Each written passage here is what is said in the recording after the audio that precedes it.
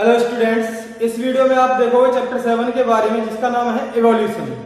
वैसे ही एवोल्यूशन जो चैप्टर है हमारे कोविड-19 की वजह से सीबीएसई बोर्ड ने ये थोड़ा सा रिड्यूस कर दिया है, लेकिन फिर भी हम इसका ओवरव्यू देखेंगे कि एवोल्यूशन क्या है और इसके कुछ स्पेशल टर्म्स, इंपॉर्टेंट टर्म्स के बारे में हम इस वीडियो में और एक और नेक्स्ट वीडियो आपको मिलेगी, 2 वीडियो इसमें जानेंगे।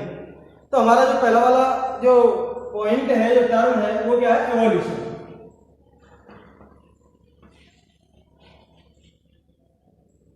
एवोल्यूशन। अब ये बात आती है एवोल्यूशन। ये एवोल्यूशन है क्या? एवोल्यूशन जो टर्म जो दिया था वो किसने दिया था? हर्बर्ट स्पेंसर ने दिया था। Term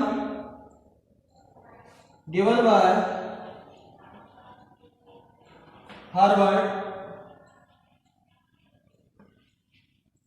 Herbert Spencer. Herbert Spencer ने एवोल्यूशन टर्म दिया था। अब एवोल्यूशन का मतलब क्या होता है? एवोल्यूशन एक ऐसी प्रोसेस है जिसमें एक लाइफ फॉर्म्स डेवलप होकर दूसरी लाइफ फॉर्म में कन्वर्ट हो जाती है, उसे हम क्या कहते हैं? Evolution. It is the process by which one life form change into another life forms. This process is called evolution. ये भी एवोल्यूशन की प्रोसेस हमारी हो गई। अब हमारा जो नेक्स्ट पॉइंट आता है जो इस चैप्टर में है वो है हमारा big bang theory. What is big bang theory? इसके बारे में देखेंगे। Big bang theory. Big bang theory जो है एबे लेमेटियर ने दी थी। एक साइंटिस्ट था जिसका नाम था एबे लेमेटियर।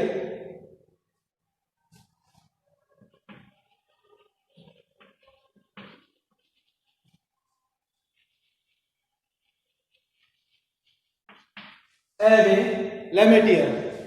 लेमेटियर ने ये बिग बैंग थ्योरी दी थी। बिग बैंग थ्योरी का मतलब क्या होता है कि पहले इस दुनिया में जब लाइफ नहीं थी, इस दुनिया में जब लाइफ प्रेजेंट नहीं थी, यानी कि इस दुनिया में सोलर सिस्टम भी नहीं था, ये प्लेनेट वगैरह नहीं थे, ये कैसे बनी? ये बताता कि बहुत धूल का सा गुबार था पूरे उस यूनिवर्स में और उसमें अनइमेजेबल, बहुत जबरदस्त, जिसकी हम कल्पना नहीं कर सकते, सोच नहीं सकते, अनइमेजेबल जबरदस्त विस्फोट हुआ था, एक्सप्लोजन हुआ था। जब एक्सप्लोजन हुआ, जबरदस्त भयानक एक्सप्लोजन हुआ, तो वहां से जब चीजें दूर दूर गई और वो किस फॉर्म में कन्वर्ट होने लग गई? सोलर सिस्टम में कन्वर्ट होने लग गई, गैलेक्सी बनने लग गई, सोलर सिस्टम बनने लग गए और हमारा क्या बनने लग गया था? हमारे प्लेनेट्स बनने लग गए थे और हमारी जो धरती है उस पर उसी फॉर्म से बनी है। तो बिग बैंग थ्योरी जो है ये प्लेनेट्स कैसे बने इसके बारे में बात करती है। एबे लेमेटियर एक साइंटिस्ट था, उसने बिग बैंग थ्योरी को दिया था। एवोल्यूशन टर्म किसने दिया था? हर्बर्ट स्पेंसर ने एवोल्यूशन टर्म दिया था। अब आती है कि लाइफ इस धरती पर कैसे आई? धरती बन गई बिग बैंग थ्योरी से, इसने बताया कि सोलर सिस्टम कैसे बनता है। अब एक बात आती है कि ये लाइफ इस धरती पर कैसे आई है, तो ऑरिजिन ऑफ लाइफ की, लाइफ कैसे डेवलप हुई इस धरती से, तो हमारी अलग अलग थ्योरी हैं, उन थ्योरीज के बारे में हम पढ़ेंगे। तो ऑरिजिन ऑफ लाइफ, लाइफ के ऑरिजिन से रिलेटेड हमारी कुछ थ्योरीज जो होती हैं उनके बारे में पढ़ेंगे। पहली वाली जो थ्योरी है, theory of special creation. Theory of special creation. Theory of special creation के अकॉर्डिंग क्या होगा कि जो लाइफ इस धरती पर बनी है वो किसी जो ताकत है कोई उसने बनाई, स्पेशल किसी ने लाइफ को पैदा किया इस धरती पर। ये गॉड की तरफ इशारा करती है कि कोई सुपर पावर है, उसने लाइफ को बनाई है और स्पेशल चीजें धीरे धीरे फिर यहाँ पर धरती पर बनने लग गई। तो थ्योरी ऑफ स्पेशल क्रिएशन जो दी थी वो किसने दी थी? हमारी फादर सोरेज ने दी थी। Father sores.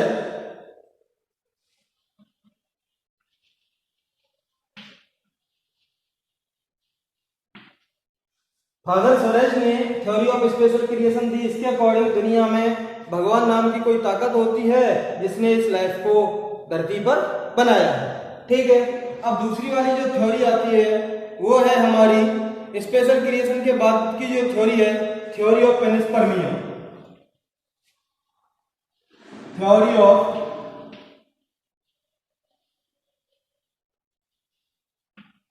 Of panspermia. ये जो है, ये जो थ्योरी दी है, ये हमारे जो ग्रीक, ये जो थ्योरी है पेनिस्पर्मिया के फॉर्म में, ये इस बात की तरफ इशारा करती है कि जो लाइफ आई है वो किसी दूसरे प्लेनेट से आई है, किसी दूसरे प्लेनेट से आई लाइफ और स्पोर्स के फॉर्म में आई है। दूसरे प्लेनेट से लाइफ आई स्पोर्स के फॉर्म में यहाँ पे गिरी और वो स्पोर्स यहाँ पर डेवलप होके अलग अलग लाइफ के फॉर्म में बन गए थे। तो ये थ्योरी ऑफ पेनिस्पर्मिया ये इस बात को इशारा करती है कि लाइफ हमारी किसी दूसरे प्लेनेट से आई है। तीसरी वाली जो थ्योरी है ये है हमारी theory of spontaneous generation. Theory of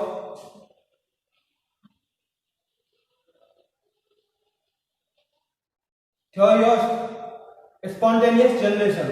इसके अकॉर्डिंग क्या है कि जो लाइफ आई है वो ये अदर प्लेनेट से life I, life other planet से आई। लाइफ जो है डेवलप्स फ्रॉम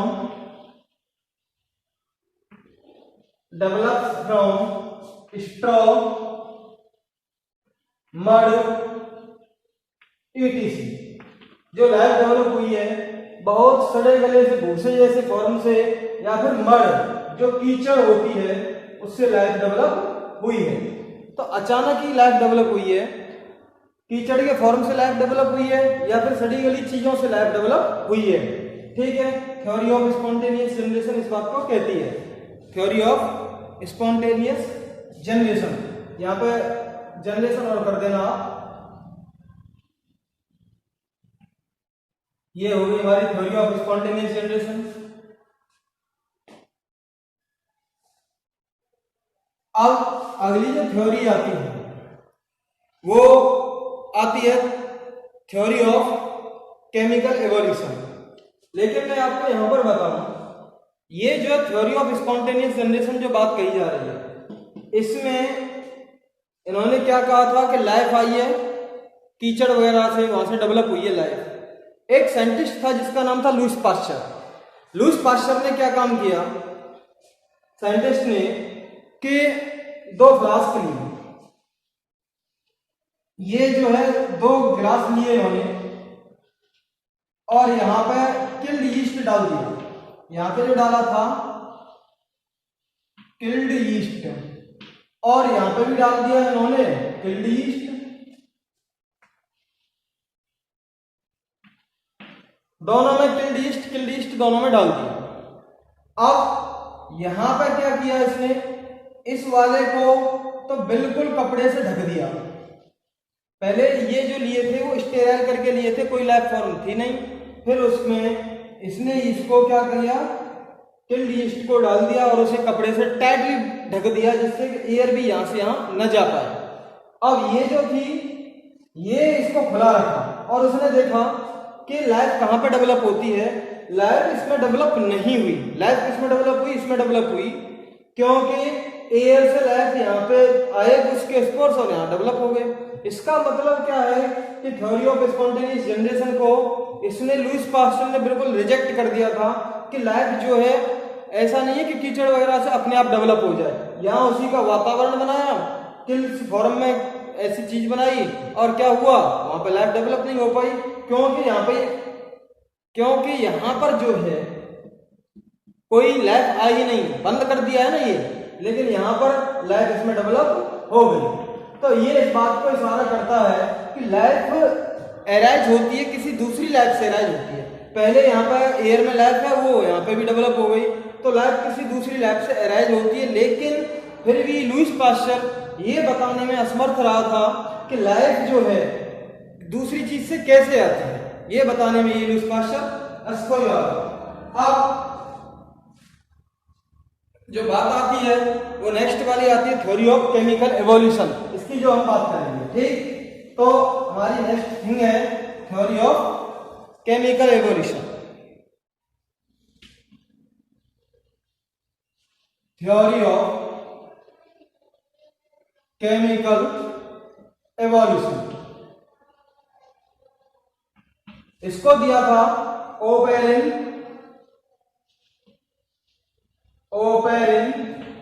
एंड हल्दानी ने। ओपेरिन और हल्दानी ने इसको दिया था, थ्योरी ऑफ केमिकल एवोल्यूशन को दिया था। इसमें उन्होंने कहा कि जो लाइफ है केमिकली रूप से धीरे धीरे डेवलप हुई है। धीरे धीरे हमारे पुराने तरह के नॉन सेलुलर फॉर्म में आई लाइफ, पुराने तरह के हमारे आरएनएज बने, धीरे पुराने तरह की हमारी प्रोटीन्स बनी, बहुत जो है पुराने टाइप के, यानी कि हम कह सकते हैं एंशिएंट टाइम के पुराने टाइप के बड़े बड़े केमिकल्स बने। उससे धीरे धीरे वो जब आपस में अरेंज हुए तो जिससे लाइफ हमारी बनी है। लेकिन एक्सपेरिमेंटली ये कुछ नहीं कह पाए। इन्होंने थ्योरी जो दी थी ओपेरिन और हल्दानी ने कि थ्योरी ऑफ केमिकल एवोल्यूशन, यानी कि लाइफ धीरे धीरे केमिकल फॉर्म से ही डेवलप हुई है। अब जो केमिकल एवोल्यूशन के बेस में ओरे और मिलर दो साइंटिस्ट थे, इन्होंने एक्सपेरिमेंट किया था। तो उसमें मिलर का हम एक्सपेरिमेंट मानते हैं, ओरे मिलर ने किया था। मिलर से एक्सपेरिमेंट में इन्होंने क्या माना कि ये जो है इन्होंने स्ट्रक्चर बनाया था,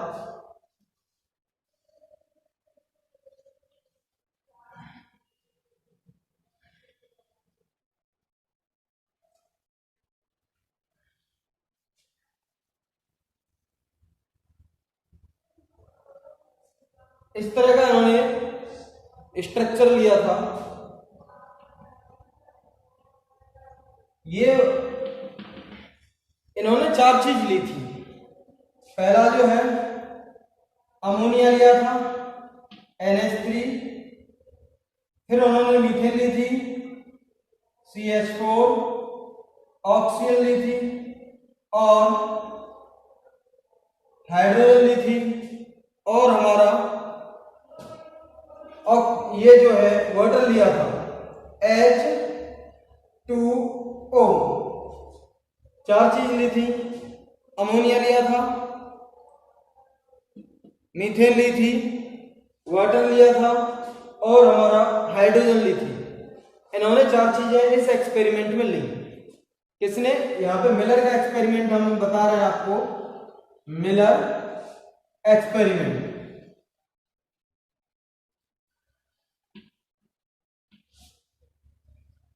ये इनको गर्म किया, गर्म करने पर ये यहां पहुंचे और यहां पर इलेक्ट्रिक शॉक दिया इनको, और यहां टेम्परेचर कितना बनाया 800 डिग्री सेल्सियस टेम्परेचर बनाया इन्होंने, बहुत ज्यादा टेम्परेचर बनाने के बाद ये गए तो यहाँ पर लाइटनिंग दी। दोनों ये जो है रॉड थी, लाइट की, इन रॉड को दोनों को आपस में मिलाया तो यहाँ पे क्या हुआ, बहुत ज्यादा स्पार्कलिंग हुई।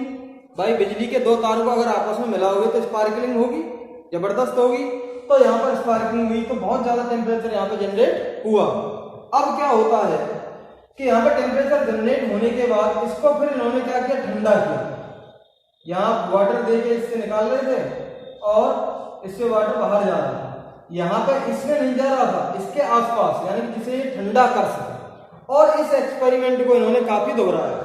दोहराने के बाद इनको कुछ हफ्ते बाद पता चला कि यहाँ पर अब क्या डेवलप होने लग गए थे, अमीनो एसिड बनने लग गए थे, अमीनो एसिड बनने लग गए थे यहाँ पर।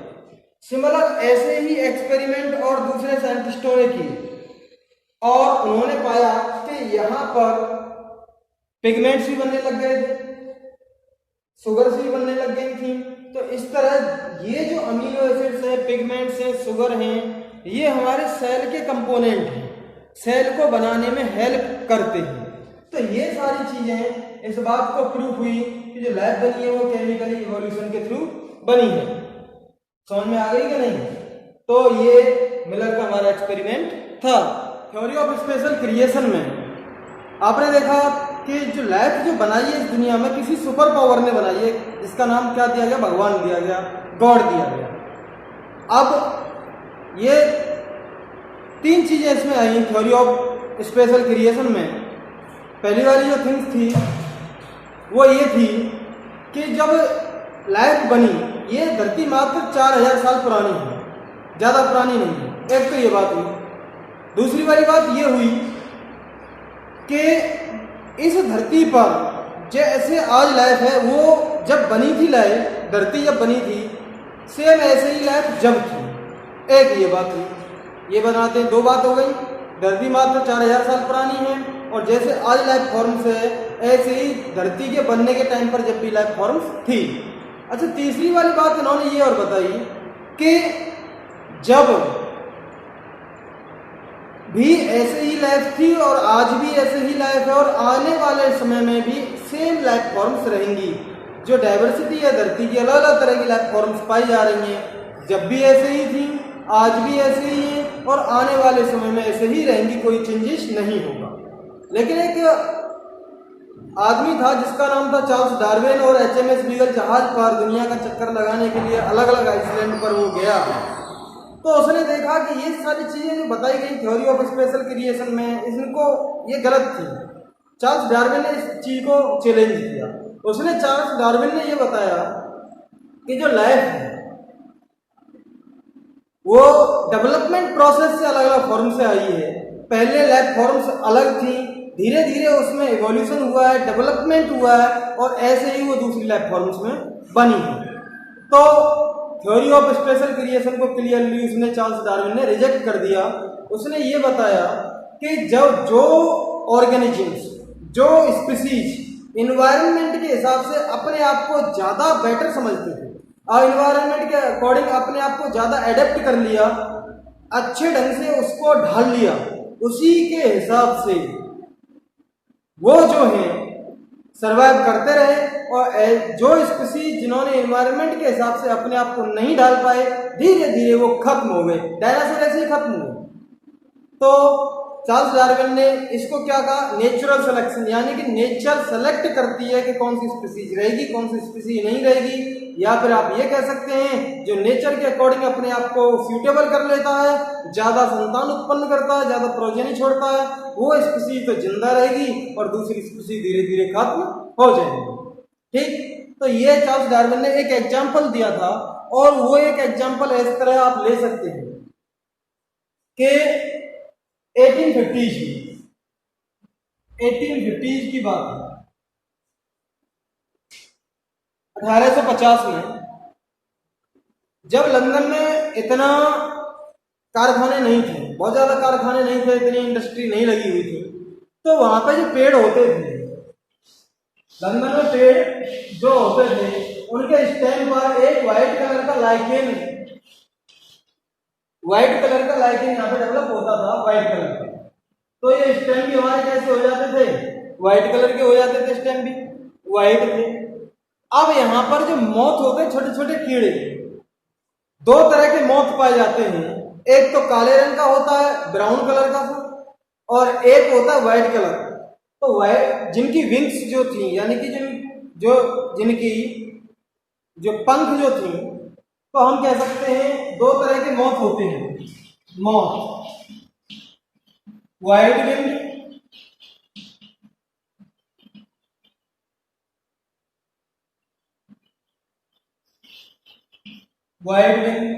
और एक होते हैं डार्क विंग। जो डार्क विंग थी, तो जो डार्क विंग वाले मोथ थे, वो यहाँ पर जब बैठते थे तो बहुत दूर से, क्योंकि व्हाइट है, और डार्क विंग वाले अगर यहाँ पे बैठे हैं तो दूर से इनके जो शिकारी होते हैं, इनके जो प्रीडेटर्स होते हैं, वो दूर से इनको दिख जाते थे और इनको वो खा जाते थे।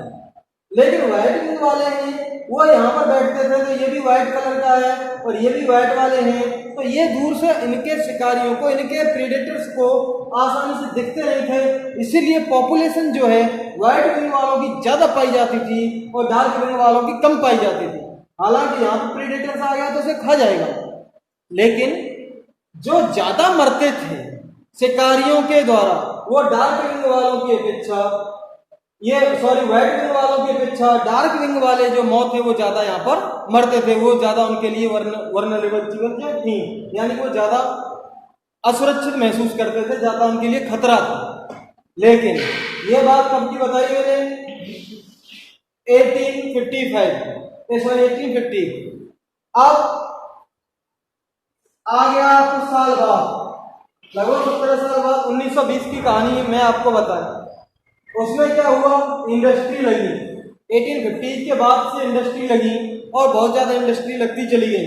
लंदन में इंडस्ट्रियलाइजेशन बहुत ज्यादा हुआ, बहुत ज्यादा कारखाने वगैरह लगे। तो वहां पर जब कारखाने लगे तो उनका धुआं, उनकी राख वगैरह उड़ के धीरे धीरे यहाँ पर जमा होने लगी, पेड़ों पर जमा होने लगी। पहली बात, ये व्हाइट वाला जो लाइकेन पाया जाता था, लाइकेन ये जो है पॉल्यूशन इंडिकेटर है, पॉल्यूटेड वाली जगह पर ये ग्रो नहीं कर सकता। तो व्हाइट जो लाइकेन था वो यहाँ पर ग्रोथ करना उसने बंद कर दिया, वो ग्रोथ नहीं कर सकता पॉल्यूटेड वाली जगह पर। तो जब ये लाइकेन भी नहीं रहा यहाँ पे, तो ये कौन से कलर का हो गया, और यहाँ पर क्या हुआ, राख वगैरह, उसका धुआं वगैरह भी जम गया। तो ये हमारे स्टेम कैसे हो गए, वो आफ्टर इंडस्ट्रियलाइजेशन डार्क कलर के ये हमारे स्टेम इसके प्लांट्स के हो गए। अब क्या हुआ, हमारे मोथ तो वही है, white winged and dark winged. अब इस वाले कंडीशन में डार्क विंग वाले भी बैठ रहे थे, तो व्हाइट विंग वाले भी बैठ रहे थे। लेकिन 1920 में 1920 आते आते जो पॉपुलेशन है वो डार्क विंग वालों की ज्यादा हो गई, क्योंकि ये आसानी से डार्क वाले स्टेम में, डार्क वाले प्लांट्स पर छुप सकते थे, दूर से आसानी से नहीं दिखते थे, और व्हाइट विंग वाले दूर से आसानी से दिख जाते थे। इसलिए पॉपुलेशन जस्ट रिवर्स हो गई। पहले व्हाइट विंग वालों की पॉपुलेशन ज्यादा थी, बाद में व्हाइट विंग वालों की पॉपुलेशन कम हो गई, क्योंकि ये प्रीडेटर्स के द्वारा, शिकारियों के द्वारा व्हाइट विंग वाले जो हमारे मौत थे ये ज्यादा खाए जाने लगे। ठीक है, तो ये क्या कहा गया, नेचुरल सिलेक्शन। नेचर वहां पर बदली, इंडस्ट्रियलाइजेशन हुआ, नेचर वहां पर चेंज हुई। जब नेचर वहां पर चेंज हुई तो इसका मतलब क्या है, हमारी मौत की पॉपुलेशन का इफेक्ट आया। तो अब नेचर किसको ज्यादा सेलेक्ट कर रही है, डार्क विंग वालों को ज्यादा सेलेक्ट कर रही है व्हाइट विंग वालों की अपेक्षा। अब 1920 की बात बता रहे थे, लेकिन पहले नेचर किसको ज्यादा सेलेक्ट कर रही थी, 1850 में व्हाइट विंग वालों को ज्यादा सेलेक्ट कर रही थी डार्क विंग वालों की अपेक्षा। ये बात हो गई। तो इसको हम क्या कहते हैं, नेचुरल सिलेक्शन। और डार्विन ने ये नेचुरल सिलेक्शन के थ्रू ये चीजें बताई, डार्विन ने, कि नेचर जिसको सेलेक्ट करती है, जिस स्पीसीज को सेलेक्ट करती है, या जो स्पीसीज नेचर के अकॉर्डिंग अपने आप को ढाल लेती है, वही स्पीसीज आगे जिंदा रहती है, अदरवाइज स्पीसीज धीरे धीरे खत्म हो जाती है। तो इसको नेचुरल सिलेक्शन नाम दिया गया। एक अल्फ्रेड वेलेस भी एक साइंटिस्ट था, वो मलाया आर्कीपेलागो पर एक आइसलैंड था, उस पर उसने स्टडी किया और रिजल्ट डार्विन जैसी उसने पाए। तो इस बात की थ्योरी को ज्यादा बल मिला, ज्यादा चीज, ज्यादा सपोर्ट मिली कि जब थ्योरी ऑफ स्पेशल क्रिएशन की अपेक्षा हमारा डार्विनिज्म को ज्यादा इंपॉर्टेंस देने लगे लोग। तो हमारा एवोल्यूशन किससे हुआ है, धीरे धीरे जो है चीजें डेवलप हुई है, लाइफ फॉर्म्स धीरे धीरे डेवलप होकर दूसरी लाइफ फॉर्म्स में कन्वर्ट हुई है। तो थ्योरी ऑफ स्पेशल क्रिएशन जो है ये रिजेक्ट कर दी गई। ठीक, अब हमारा जो नेक्स्ट पॉइंट आता है स्पेशल क्रिएशन के बाद, वो है ऑर्गन्स के तौर पर लेते हैं हम, लेकिन पैलेंटोलॉजिकल ये एविडेंस के बारे में देखेंगे। नेचुरल सिलेक्शन को फॉसिल्स के फॉर्म में जब नीचे दबे हुए ऑर्गेनिज्म में फॉसिल्स जब हमें मिले, तो वो भी इस बात की तरफ इशारा करते थे कि पहले जो हैं दूसरे ऑर्गेनिज्म पाए जाते थे और दूसरे तरह के ऑर्गेनिज्म पाए जाते थे आज की अपेक्षा।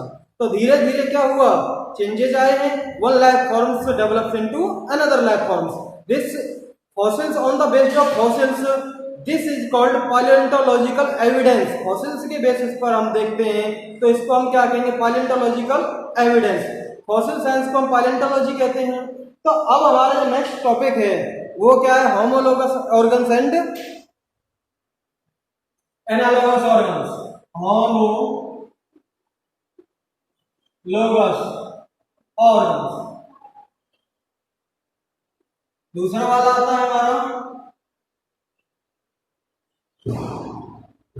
Analogous organs. होमोलोगस ऑर्गन्स ऐसे ऑर्गन होते हैं जो स्ट्रक्चर में सेम होते हैं लेकिन काम अलग अलग करते हैं। इसको हम क्या कहेंगे?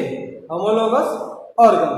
एनालोगस ऑर्गन स्ट्रक्चर में डिफरेंट होते हैं और काम सेम करते हैं, जस्ट इसका उल्टा। तो homologous organs same structure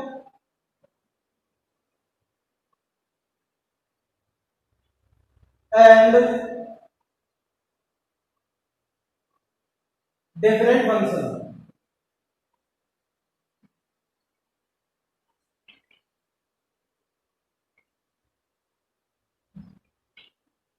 analogous organ different structure and same function.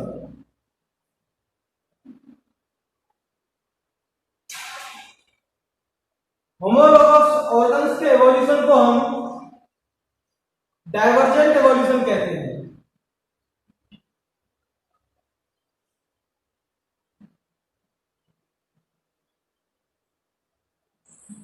और एनालोगस ऑर्गन्स के एवोल्यूशन को हम कन्वर्जेंट एवोल्यूशन कहते हैं। ठीक है, अब समझेंगे ये क्या है। होमोलोगस ऑर्गन्स में आप कुत्ते को पैर को देखो, आप अपने पैर अपने हाथ को पहले स्टडी कर लेते हैं। हमारे हाथ में जो है यहां से यहां तक जो पाया जाता है, यहां से यहां तक जो हड्डी पाई जाती है इसे हम रेडियस कहते हैं, इसको अलेना कहते हैं। ये जो हमारे यहां से जो यहां तक हड्डी होती है मेटाकार्पल कार्पल्स होती हैं। ठीक, ऐसे अगर कुत्ते की बात करें उसमें भी रेडियस होती है, उसमें भी अलेना होती है, मेटाकार्पल कार्पल्स हमारे कुत्ते में भी होती है। और अगर हम घोड़े की बात करें तो उसमें भी हमारे क्या होता है? रेडियस होती है, अल्ना होती है, मेटाकार्पल्स और कार्पल्स हड्डियां होती हैं। और अगर हम बात करें चीता की तो उसमें भी उसके हाथ में भी क्या है?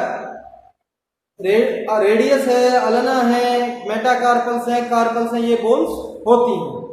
ठीक है, ये सारी बोन्स हमारे इनमें मैंने बताया ह्यूमन में होती हैं, डॉग में होती हैं, चीता में होती हैं और हॉर्स में होती हैं। लेकिन फंक्शन अलग अलग है।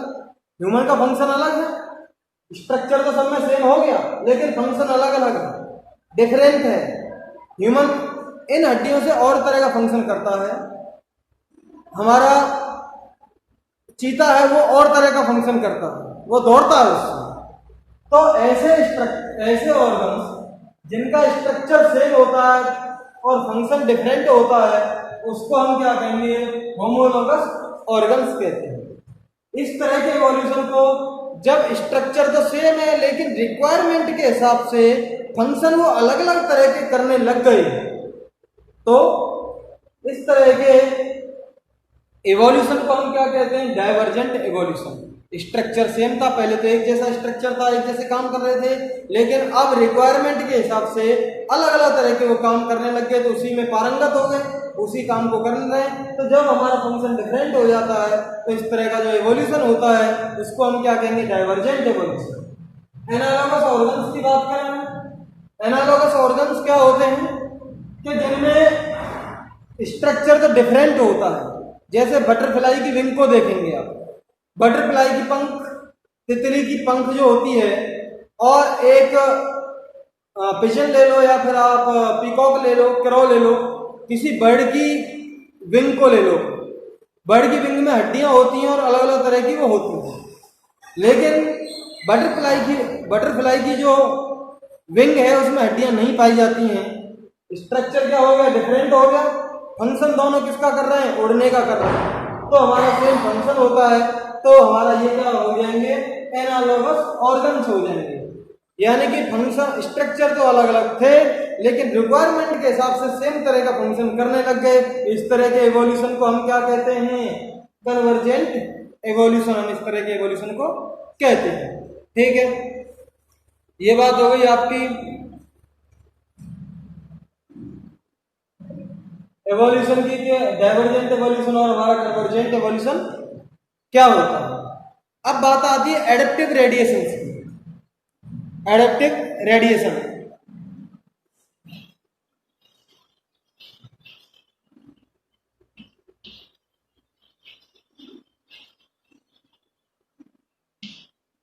एडेप्टिव रेडिएशन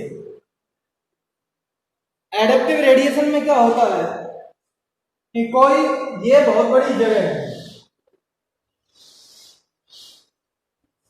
ये काफी बड़ी जगह है। अब यहां कोई स्पीशीज रहती है, कोई स्पीशीज है हमारे यहाँ इस जगह पर रहती है। उनमें से कुछ एनिमल्स इस जगह गए, कुछ एनिमल्स इस जगह गए, कुछ एनिमल्स इस जगह गए, कुछ एनिमल्स हमारे इस जगह गए। यहाँ का एटमॉस्फेयर अलग है, यहाँ का एटमॉस्फेयर अलग है, यहाँ का एटमॉस्फेयर अलग है, यहाँ का एटमॉस्फेयर अलग है। धीरे धीरे क्या हुआ, वो इस एटमॉस्फेयर के हिसाब से अपने आप को क्या करने लगे, एडेप्ट करने लगे। और जब कुछ यहाँ पे भी रहे वो पहले वाले एटमॉस्फेयर में रहे, लेकिन जब यहाँ से कुछ एनिमल्स, कुछ ऑर्गेनिजम्स डिफरेंट डिफरेंट एटमॉस्फेयर में गए तो डिफरेंट डिफरेंट एटमॉस्फेयर के हिसाब से अपने आप को चेंज करेंगे, अपने आप को उस एटमॉस्फेयर में ढाल लेंगे, अलग अलग तरह के ऑर्गेनिज्म में डेवलप होने लगेंगे जो इस एटमॉस्फेयर के हिसाब से सही होगा। अदरवाइज नहीं, अगर चेंज करेंगे तो खत्म हो जाएंगे। ठीक है, लेकिन अब यहाँ पर मैं पहली वाली कंडीशन ले रहा हूँ, जब वो अलग अलग फॉर्म में अपने आप को चेंज कर रहे हैं, अलग अलग फॉर्म में अपने आप को बदल रहे हैं, तो अलग अलग स्पीशीज डेवलप हो जाएंगी कि नहीं। आपसे यहाँ मान लीजिए एक एग्जांपल ले रहे हैं, यहाँ पर ह्यूमन, हमारे इंडिया वाले ह्यूमन पाए जाते हैं। कुछ ह्यूमन यहाँ पे चले गए तो अमेरिका वाले ह्यूमन हो गए, कुछ ह्यूमन यहाँ पे चाहिए अफ्रीका है तो अफ्रीका में रेड जो ब्लैक ह्यूमन हो गए, यहाँ पर ये जापान है, जापान में और अलग तरह के ह्यूमन हो गए, यूरोप में गए वहाँ पे अलग तरह के ह्यूमन हो गए। थोड़ा सा चेंज है कि नहीं। अब यही प्रोसेस अगर लाखों करोड़ों साल तक चलती रहे तो और चीजें डेवलप होंगी उस एटमॉस्फेयर के हिसाब से, और धीरे धीरे डेवलपमेंट आएगा। ऐसे ही कोई एक स्पीशीज एक फॉर्म में रह रही थी, एक लाइफ फॉर्म थी, वहां पर स्पीशीज रह रही थी, अलग अलग प्लेसेस पे जाते हैं तो अलग अलग चेंजेस उसमें आते हैं। और यही प्रोसेस अगर लाखों करोड़ों साल तक चलती है, ओवर मिलियंस ऑफ ईयर्स तक चलती है, तो वो क्या हो जाते हैं, अलग अलग स्पीशीज में अलग अलग लाइफ फॉर्म में कन्वर्ट हो जाते हैं। इसी को हम क्या कहते हैं, एडेप्टिव रेडिएशन। एडेप्टिव रेडिएशन का मतलब अलग अलग स्पीशीज जिनका जो ऑरिजिन है वो एक ही पॉइंट से हुआ है, लेकिन अलग अलग एटमॉस्फेयर के हिसाब से अलग अलग फॉर्म में वो चेंजेस आ गई है। ठीक है, इस तरह के रेडिएशन को, इस तरह के जो रेडिएशन हुआ है, इस तरह के जो गए हैं, गए जाने के बाद उनमें जो चेंजेस हुआ है, इस तरह को हम क्या कहेंगे, एडेप्टिव रेडिएशन। एडेप्टिव का मतलब एडेप्ट करना, उस माहौल के हिसाब से अपने आप को ढाल लेना, तो इसे हम क्या कहेंगे, एडेप्टिव रेडिएशन।